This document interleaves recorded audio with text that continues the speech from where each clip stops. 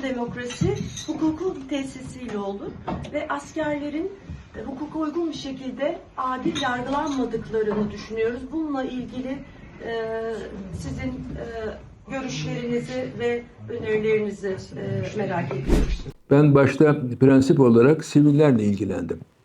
Çünkü dışarıdan baktığımız zaman benim evimin önündeki kaldırımda helikopterle bombalandı ve 26 kişi öldü. Fakat sonradan şu veya bu şekilde bana intikal eden bazı dosyalar oldu. Yani askeri öğrencilerin veyahut da komuta altındaki askerlerin bir şekilde cezaevinde olmaları ve halen 10 seneden beri tutulmaları. Bu konuda ben düşündüğüm zaman şunu buluyorum. Burada çok güzel yazmışsınız. Ben daha evvel KHK'lıların veya bu mağdurların toplantılarına katıldığımda onlara şunu söyledim. Hukuk açısından çalışmanız lazım. Buna çalışan çok iyi avukat arkadaşlarımız var. Çünkü bunu bir kavga vesilesi yaptığınız zaman, bağırıp çağırdığınız zaman ve özellikle dışarıdan bu ateşe sürekli odun atıp da yangının büyümesini isteyenlerin oyununa geldiğimiz zaman hiçbir adım atamıyoruz Türkiye'de. Çünkü bunlar intikamdan bahsediyorlar, asıp kesmekten bahsediyorlar, bir rövanştan bahsediyorlar. Bu Türkiye'deki iş başındakileri ürkütüyor. Ve bunlara bakarak maalesef hakiki mağdurlar cezaevinde tutulmaya gayret ediliyor. Şimdi ben yaşım küçüktü ama çok iyi hatırlıyorum. 1961'de ihtilalden sonra seçimler yapıldı. Ve rahmetli İsmet Paşa başkanlığında bir hükümet kuruldu. Koalisyon hükümetiydi. Bu sırada Talat Aydemir, Osman Gürcan veya Fethi Gürcan hatırladığım kadarıyla, Kara Harp Okulu komutanı bunlar, bir darbe girişiminde bulundular kendi çaplarında. Talat Aydemir iddialı bir insandı. Savunmalarını filan da okudum sonra merak ederek. Ve bunlar aşağıya doğru hareket ettiler. Diyelim ki Kara Harp Okulu o zaman Çankaya'da mıydı, başka bir yerde miydi bilmiyorum. İsmet Paşa duruma hemen el koydu.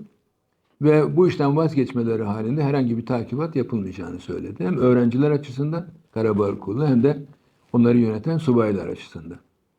Fakat aradan kısa bir zaman geçti. Tekrar böyle bir harekete kalkıştılar. Öğrencileri affettiler ama komutanlar hakkında idam kararı verdiler ve idam infaz edildi. Yani bu askeri öğrenciler, yani adı üstünde öğrenci. Şurada kalacaksınız, dışarı çıkmayacaksınız denilmiş olabilir. Veya şurada nöbet tutun denmiş olabilir. Veya olayların geçtiği bir yere sevk edilmiş olabilir. Yani iyi bir yargılamada bu öğrencilerin, ki askerlikte itaat esastır, emir komuta yetkisi vardır. Zaten ilk darbeler emir komuta zinciri altında yapılmıştır. Yani yukarıdan aşağıya kadar. Şimdi buradaki durumlarını, kast unsurlarını dikkate alarak yargılamak lazım. Yani çünkü diyorlar ki bizi burada, şurada duracaksınız dediler. Biz orada durduk. Dışarıda şu oluyordu, bu oluyordu. Bizim hiçbir haberimiz yok. Çıkmak istedik, çıkmayacaksınız dediler. Veya kışlanın içerisinde bir başka şekilde de olmuş olabilir. Bir bu var. Yani ne olduğunu bilmeden bir öğrencinin, ki emre itaatsızlığın ne olduğunu herkes biliyor. En son bir yerde bir kutlama mı vardı? Neydi? 5-6 tanesini ihraç ettiler.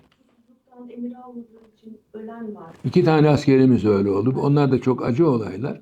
Yani meseleyi böyle detaylandırdığımız zaman yargılamada bir toptancılığın hakim olduğunu görüyorum ben. Yani asker veya öncesi veya sonrasıyla sıfatını taşıyanlara bugün maalesef başka konularda toptancı bir anlayış var. Ama bu konuda benim bir şey söylememin bir faydası yok.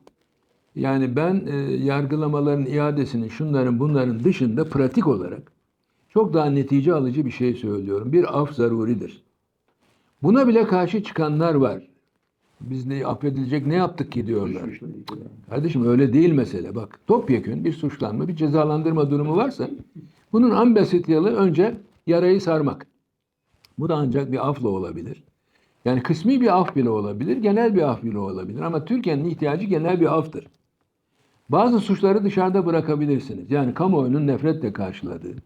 Mesela bir Narin olayında olduğu gibi diyelim. Yani bir çocuk hunharca katledilmiş.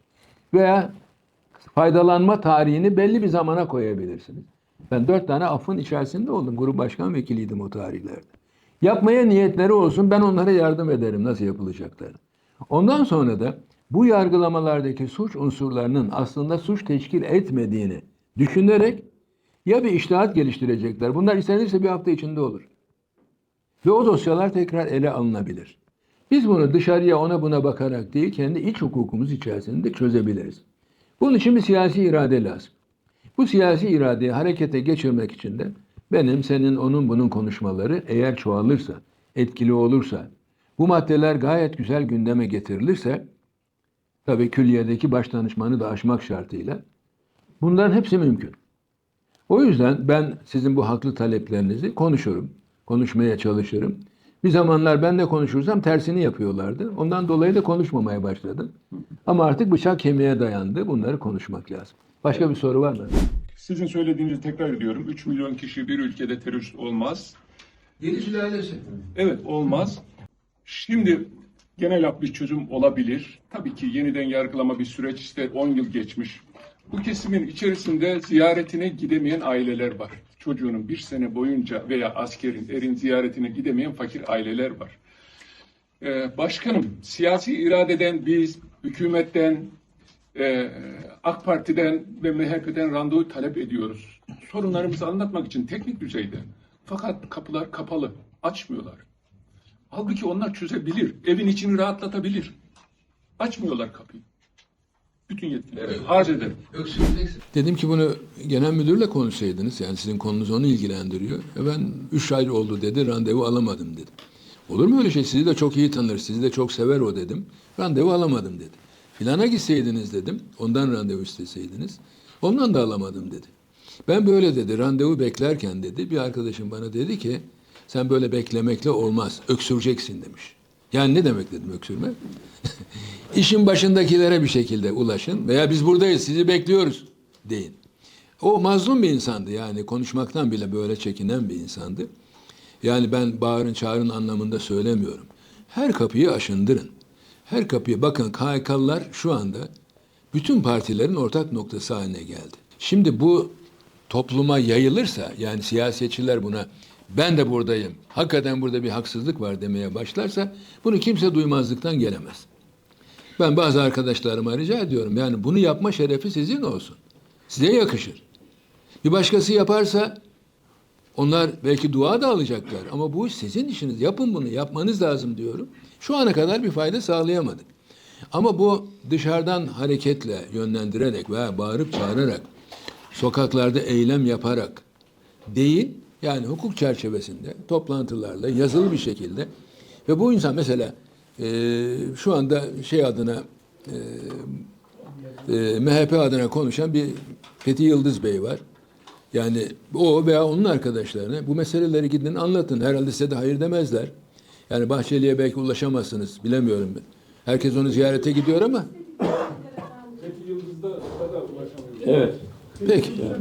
Hayır. Bilemem. Evet. Yani bugün diğer partilerin yani AK Parti ve MHP dışında açıkça destek vermediği bir şeye artık açıkça destek vermeye başlamışlarsa onlara da onlar vasıtasıyla belki gidecek, anlatacak birilerini bulmak lazım. Ben Kırmızı Kitap denen, Milli Güvenlik Siyaset Belgesi denen kitabı gördüm. 2 defa da değiştirilmesinde katkım oldu. Bunlar MGK'da yapılır bu değişiklikler. Bizden önce Sayın Erbakan, rahmetli Erbakan, başbakan olduğunda bizde efsane gibi anlatılır. Kendisine getirmişler Kırmızı Kitabı göstermişler. Orada kendisinin en büyük tehlike olduğunu görmüş. Başbakan ama orada yazılan tarife uygun olan kendisi. Bu böyle bir şey. Ben 1,5 saatlik bir konuşmamdan bir kelimeyle yargılandım. Bir cümleyle affedersiniz.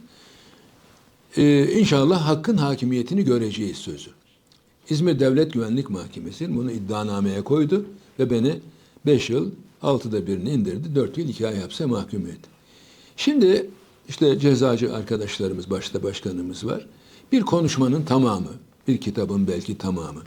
Yani bir şeyin tamamından ne kastettiğine bakarlardı bizim zamanımızda. Ben 1,5 saatin içinde bunu söylemişim.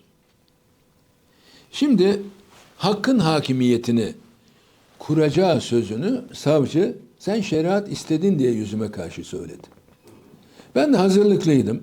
Mustafa Nihat Özön diye eskilerden şu kadar zannediyorum Osmanlıca Türkçe lügat mıydı yoksa böyle bir lügata hak kelimesinin acaba anlamı nedir diye baktım. Bunu çok yerde konuştum. Burada da söyleyebilirim. Şimdi Osmanlıca veya Arapça o kadar zengin bir dil ki Hak kelimesinin 48 tane tarifi var. Miras anlamına geliyor, pay anlamına geliyor, şeriat anlamına şüphesiz geliyor, hak, hukuk, adalet anlamına geliyor. Sayın savcı dedim, yani bu 48 kelime içerisinden benim hak derken şeriatı kastettiğimi nereden anladınız? Kolay dedi, siz refahçısınız. Refahçılar hak deyince şeriatı kasteder dedi. Buna ben bir hikaye anlattım. Hikaye değil, gerçek de. Buna uysun diye söyledim. İçinizde Ağrılı yoktur. Var mıdır? Yok. Ağrı'da Demokrat Parti zamanında çok güçlü bir siyasetçi vardı. Kasım Küfrevi. Büyük bir şey, büyük bir aşiret reisi, belki büyük bir alim. Ben bilmiyorum, adamı görmedim. Yasa adına yargılanıyor Demokrat Parti'nin önde gelenleri. Ama orada 15 kişi idama mahkum oldu. Neydi o? CHP hakkında kurulan bir komisyon vardı. Anayasayı Tahkikat Komisyonu. Tahkikat Komisyonu'na olumlu oy verenler anayasayı ihlal etmiş oldular. Galiba 146. madde. Onların hepsi sonradan müebbete döndü. Sadece 3 kişi idam edildi. Altay Ömer Egesel başsavcı, Salim Başol başkan, 15 kişilik heyet var. Egesel esas hakkında iddianamesini okuyor.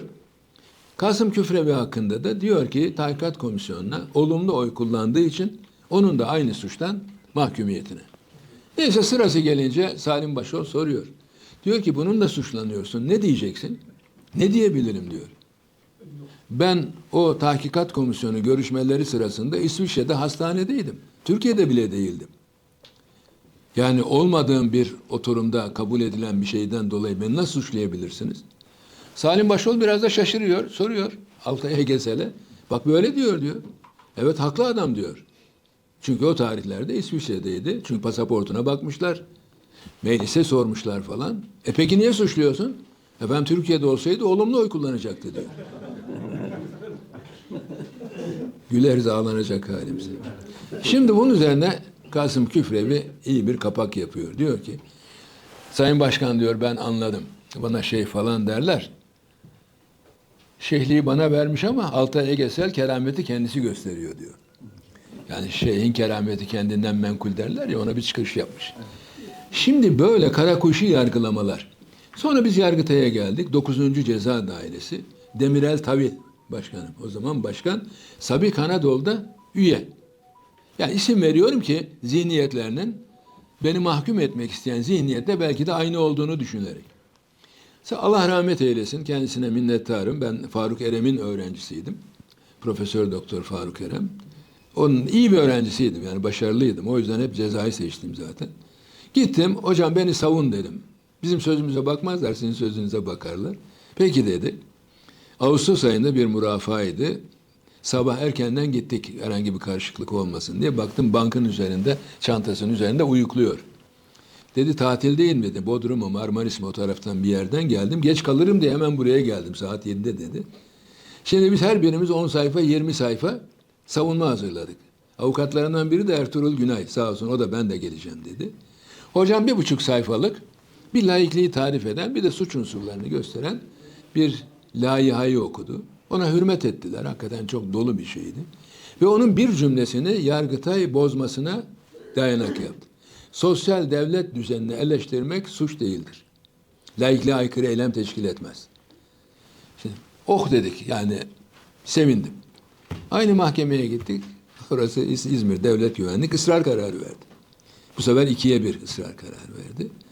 Sonra genel kuruldan biz 2 sene sonra beraat ettik. Yani bozunca uymak zorunda kaldılar. Yani suç unsurları, şimdi hocam başkanımız daha doğrusu, o zaman araştırdığımda bir tevhid-i içtihat kararı buldum. Doktor hastalanır mı? Hastalanıyor. Ben de avukatlar başkasını savunur, kendisi savunulmaz diye düşünüyordum. Gece gündüz araştırıyorum. 1943 tarihli tevhid-i içtihat kararında diyor ki, unsuru cürminin tefsir yoluyla ihdası mümkün değildir. Hayda, gel bugünkü nesle anlat bunu. Unsuru cürmi, suç unsurları. Tefsir yorum. İhtas yerine koymak. Yani yorumla suç unsuru icat edemezsin diyor. Savcı yorum yapmıştı. Mahkeme tevhid-i içtihat kararını vermiş o zaman. Şimdi buraya nereden geldik biz? MGK'dan şundan bundan geldik. İrtica o zaman çok önemli görülüyordu. Ama yani laiklik konusunda benden daha ilerisini söyledi Sayın Sami Beyciğim, başkanımız. Yani gerçek laiklikte bu söylediklerimizin hiçbirisi suç değildir. Ben orada gerçekten laikliği anlatmaya çalıştım. Fransa örneğini verdim. Anglo-Sakson örneğini verdim. Amerika'yı verdim. Yani hatta bir yerde demiş ki bu doların üstünde bile in God we trust diye yazıyor. Yani bunun bir anlamı da biz Allah'a dayanıyoruz veya güveniyoruz gibi bir şey. Yani bunu koyan bir devlet laiklik çiğnendi diye bakmıyor. Ben meclis başkanı oldum. 3 gün sonra Sayın Sezer'i eşiyle birlikte yurt dışına giderken uğurlamaya gittim. Eşimin başındaki örtü devlet meselesi oldu. Nasıl havalimanına bununla girer? Ya havalimanına girmiş, yani meclisin içine de girmemiş. Onu da çünkü dert ettiler. Ama havalimanı kamusal alandır. Sayın Sezer'e gittim. Ne kamusal alanı? Anayasada var mı kamusal alan? Yok. Mahkemede kanunda yok. Baba yasada yok. Bu icat edilmiş bir sosyolojik mantık. Bence de herkese açık alan demek. Yani bu mantıkla havalimanına giremeyen bir başörtülü belediye otobüsüne de binemez mi? Binemez. Hastaneye de gidemez mi? Gidemez. Bunu söyleyenler çıktı ya. Bu bir cinnet hali. Bu bir cinnet hali. Biz bunları aşarak geldik. Ve çok şükür 2 defa değiştirmiştik. Bunu birinci öncelikli tehdit olmaktan çıkardık. Çünkü bu şekilde uygulanıyordu. Ha, Milli Güvenlik Siyaset Belgesi herkes için uygulanıyor mu? Orada Yunanistan var, çevremiz var, bölgemiz var, içimizdeki etnik unsurlar var, her şey var orada. Ama dengeli bir biçimde yazılmış veya yazılması lazım. Ama birinci öncelik terörden daha önce şeriattı. Yani neydi o günküsü? İrticaydı. Yani biz gene irtica geri dönmek, geriyi istemek, geride kalmışı istemek anlamı da bu. Yani bugün hacca uçakla gidiyoruz kardeşim, deveyle gitmiyoruz. Ben deveyle gideceğim diyen bir insana mürteci gözüyle bakabilirsiniz. Ben otobüse binmeyeceğim kardeşim, ben merkeple gideceğim diyen bir insan. Ne derseniz deyin yani.